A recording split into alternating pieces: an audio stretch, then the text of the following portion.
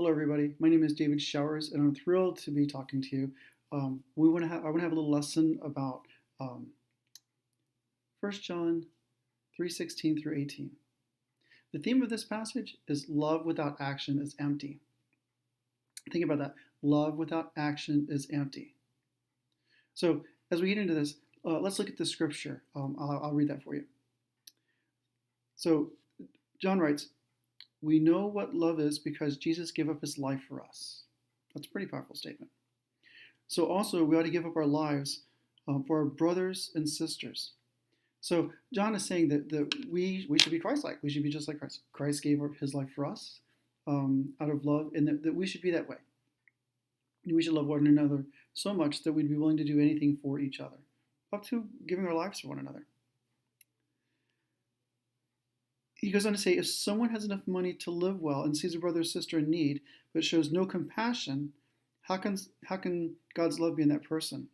In other words, if we're to be like Christ and we say that we love one another, but we don't act as Christ did, if we don't use that love, if we don't put an action behind the love, then it's an empty love. It doesn't really mean anything.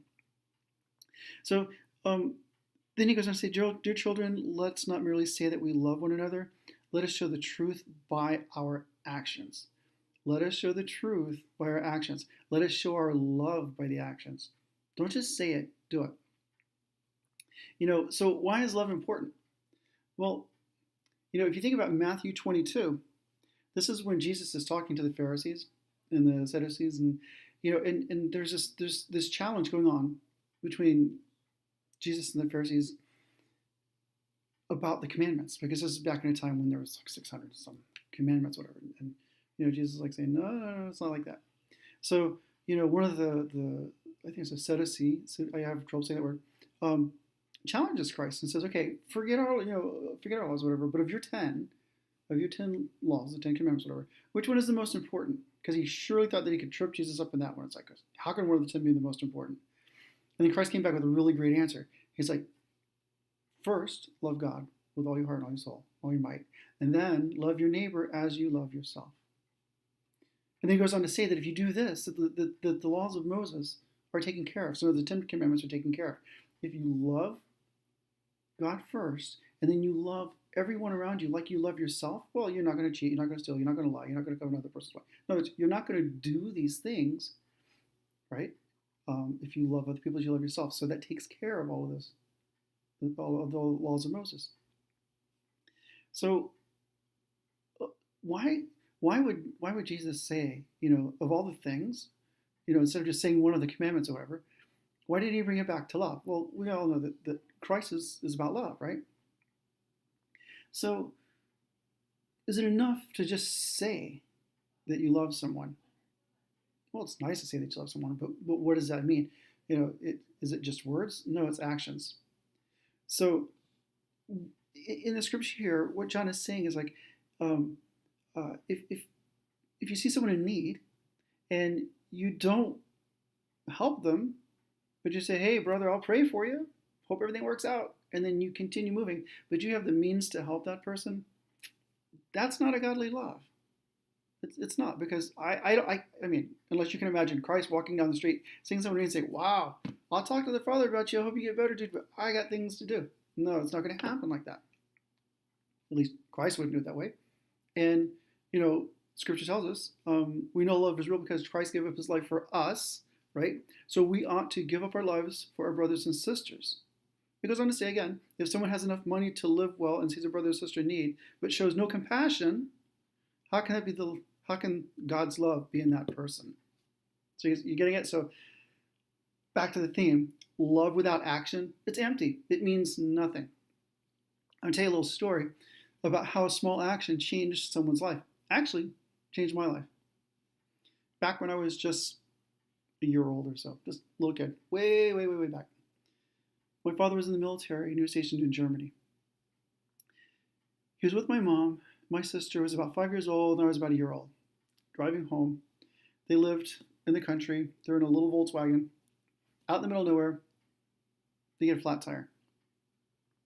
Well, my dad, being very young in the military, didn't have a lot of money, didn't have a spare. So he didn't know what to do. So he sat there for a while, and it was really cold, and Volkswagen doesn't have a lot of heat. So he decides he's going to get out and he's going to walk. He's going to find a place to get a tire to come back and rescue the family. Just as he's getting out of the car, another car pulls up. It's a gentleman who happens to be in a Volkswagen. And he stops. He says, he asked my dad in broken English, do you need help? My father says, yes. He motioned to the tire. The guy looked at him and said, hey, no problem. I've got this. He parked his car. He pulled the spare. When he saw my dad didn't have a spare, he pulled the spare out of his car, walked over. He jacked up my dad's car. He was an older gentleman. My dad was in the military. He was in great shape. He got out of the car, found out my dad needed a spare, took the spare out of his car, walked over, got the tire wrench, jacked up my dad's car, changed the tire while my dad stood there, and then put my dad's flat tire in where the spare was supposed to go in my dad's car. So my dad looks at him and says, okay, so follow me. He's trying to tell the guy, follow me to the gas station. When I get this fixed, I'll give you back your spare. I'll try to give you some money. And the guy's like, no. He goes, don't do that.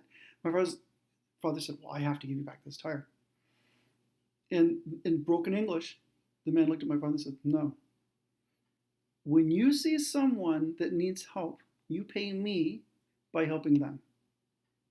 When you see someone that needs help, you pay me by helping them.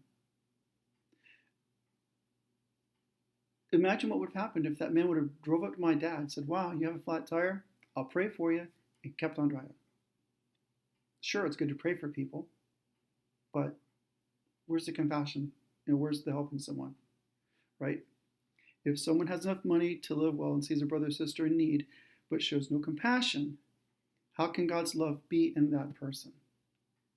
Starting to make sense? So, here we are again. Love without action, it's empty. So that story about my parents, it goes beyond just my dad being lucky to have a tire fixed. The act of this gentleman had such an impact on my father. He couldn't believe it. It just really touched him so much that I was raised hearing that story over and over and over again. And my mother said that she saw a change in my father after that. He was always a nice person, but he changed after that. So much so that whenever he saw someone in need, he would do whatever he could to help that person. My father is the type of person that will give you the shirt off his back and expect nothing in return. And I will tell you that the stranger that helped him out when my father was in need with his 1-year-old kid in the back of a car when it's really cold with his wife and had no way to help his family. This man just shows up and does this, maybe you call a random act of kindness, but he helped them. The action that this man took impressed my dad so much that I was raised with this man as an example of when you see someone in need, you help. That's what you do. There's no question about it. If you see someone in need, you help them. And my father, he's 77 years old, and still today, he tells me that if someone needs help, you help them. If you see someone that if they have a sign that says they need food, you find a way to feed them. If they're cold, you find a way to make them warm. And some people question, what if the person really doesn't need the help? What if it's a scam? You know what? That's between that person and God. We, as Christians, are supposed to exemplify the love of Christ. So when we see someone in need, it's for us to step in and fill that need and to take care of our brothers and sisters. It ties back to Matthew 22. First, love God with all your heart and all your soul, and then love your neighbors as you love yourself. If you found yourself alongside of the road starving, wouldn't you feed yourself? If you had a flat tire and you could fix it, wouldn't you fix your flat tire? You would do these things for yourself. Love your neighbor as you love yourself.